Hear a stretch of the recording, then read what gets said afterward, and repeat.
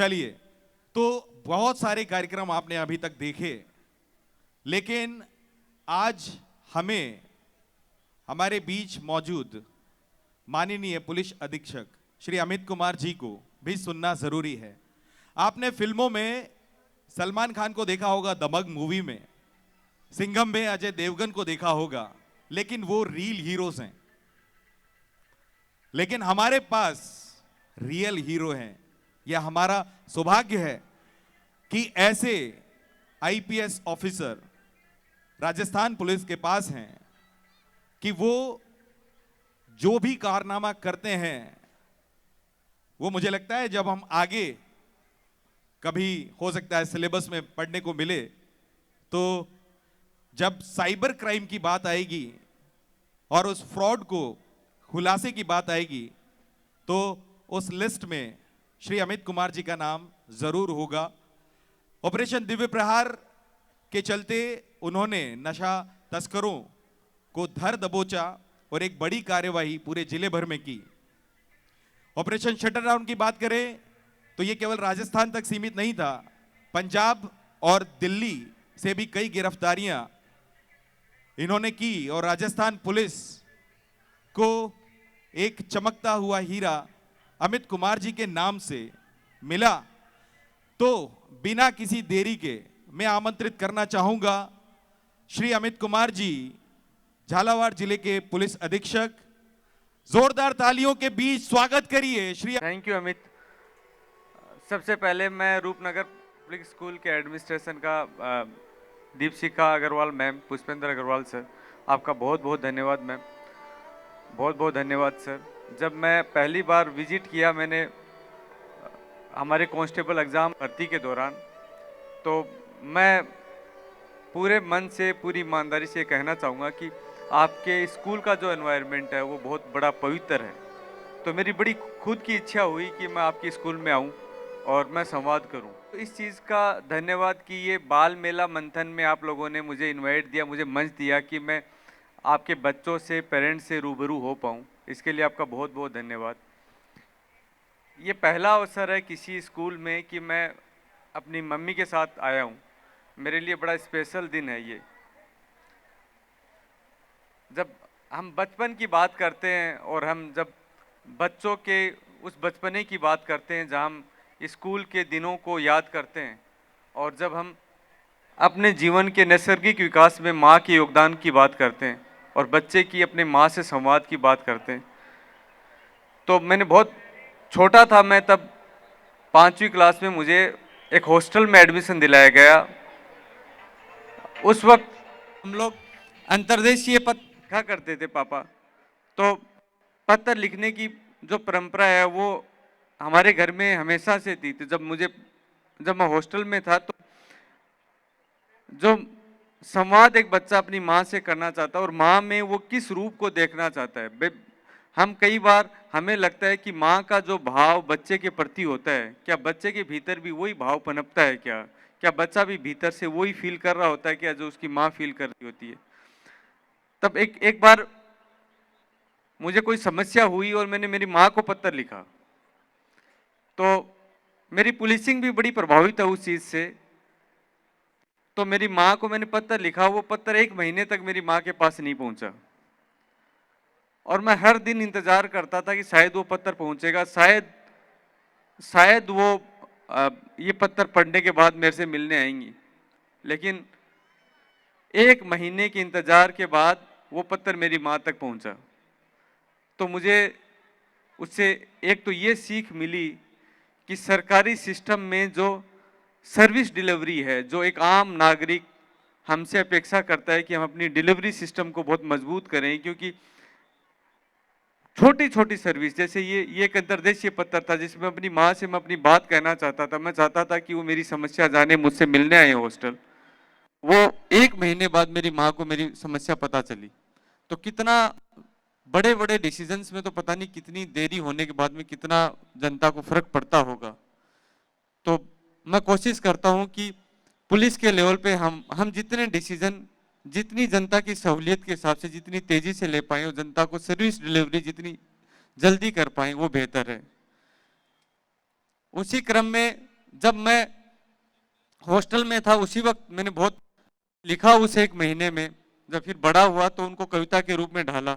वही कविता मैं आपके सामने पहली बार मैं इस कविता का सार्वजनिक मंच पर पठन कर रहा हूँ कि वो कविता का विषय था कि माँ क्या मेरी याद सताती है तुमको। वो एक बच्चा है जो अपनी माँ से सवाल करता है, उसको लगता है कि क्या मैं ही ये हॉस्टल लाइफ में रो रहा हूँ, क्या क्या मेरी माँ भी रोती होगी क्या। तो पूछता है कि माँ क्या मेरी याद सताती है तुमको। होता क्या है कि वो बच्चा सोचता है कि माँ जब मेरे मेरे घर के पड़ोस में किसी बच्चे को देखती होगी तो क्या वो उस बच्चे में मुझे फील करती है क्या, उस बच्चे में क्या मैं दिखाई पड़ता हूँ क्या मेरी माँ को।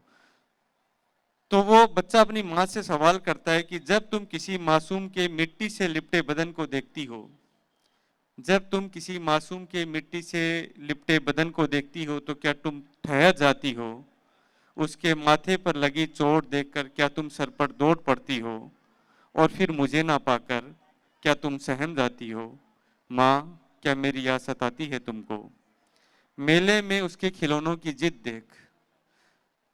मेरे गांव में मेला भरता था, हनुमान जी का मंदिर है, तो मैं कितनी बार मेरी माँ के साथ उस मेले में गया हूँ।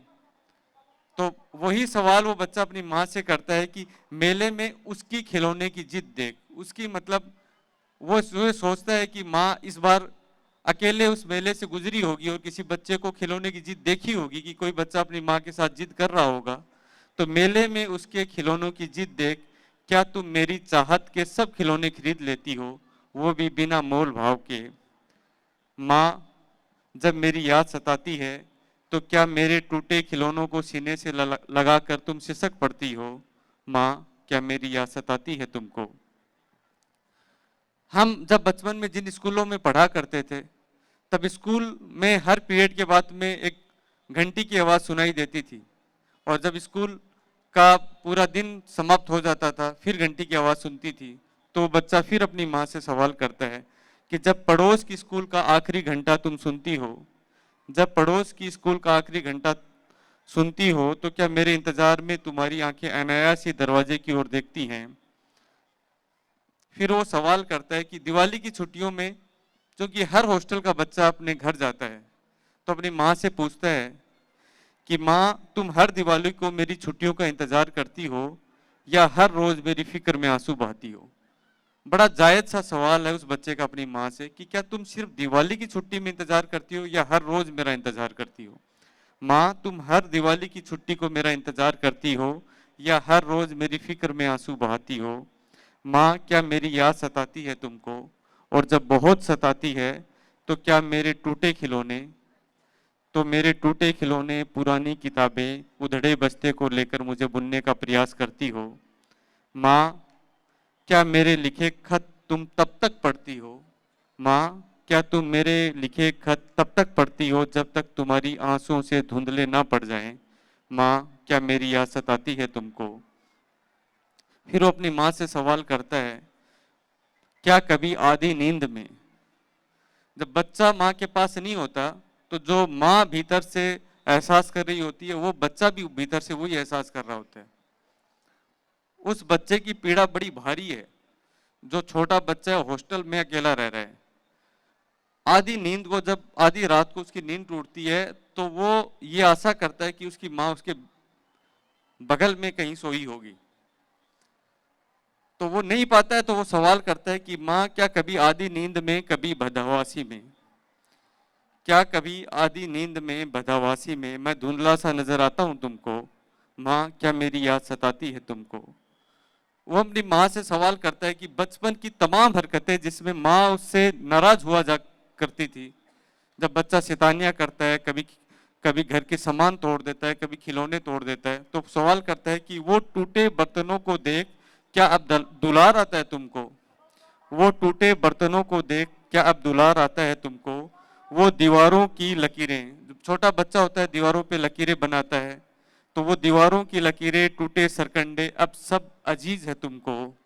वो दीवारों की लकीरें टूटे सरकंडे क्या अब सब अजीज है तुमको।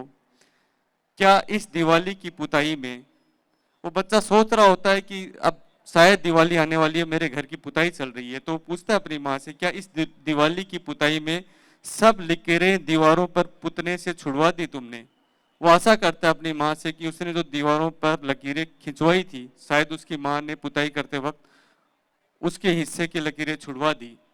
तो पूछता है कि क्या इस दिवाली की पुताई में सब लकीरें दीवारों पर पुतने से छुड़वा दी तुमने, माँ क्या मेरी याद सताती है तुमको। उसका आखिरी पैरा इस कविता का है। वो फिर चिंता करता है, कई बार वो सोचता है कि किसी बच्चे को परेशानी में देख, क्या उस बच्चे की परेशानी में उसे अपना बच्चा भीतर नजर आता है क्या। क्या उसको बारिश में भीगता देख, उसको बारिश में भीगता देख मेरे बीमार होने का डर सताता है तुमको। उसको बारिश में भीगता देख मेरे बीमार होने का डर सताता है तुमको। क्या मेरी सब शैतानियों पर अब प्यार आता है तुमको, माँ क्या मेरी याद सताती है तुमको। ये एक छोटी सी कविता थी जो बचपन में मैंने तब इस कविता के भावों को लिखा जब मैं अपनी हॉस्टल लाइफ में था, और जब वो पत्र लिखा और मेरी माँ के पास बड़ी देरी से पहुंचा, और जब बहुत इंतजार के बाद में मुझे लगा उस भाव को कविता का रूप देना चाहिए, तो उसको उस कविता का रूप दिया। रूपनगर पब्लिक स्कूल के इस मंच पर आपसे सीधा जुड़कर, आपसे संवाद करके, आपके द्वारा जो मंच मिला उसके लिए मैं आपका तहे दिल से आभारी हूँ।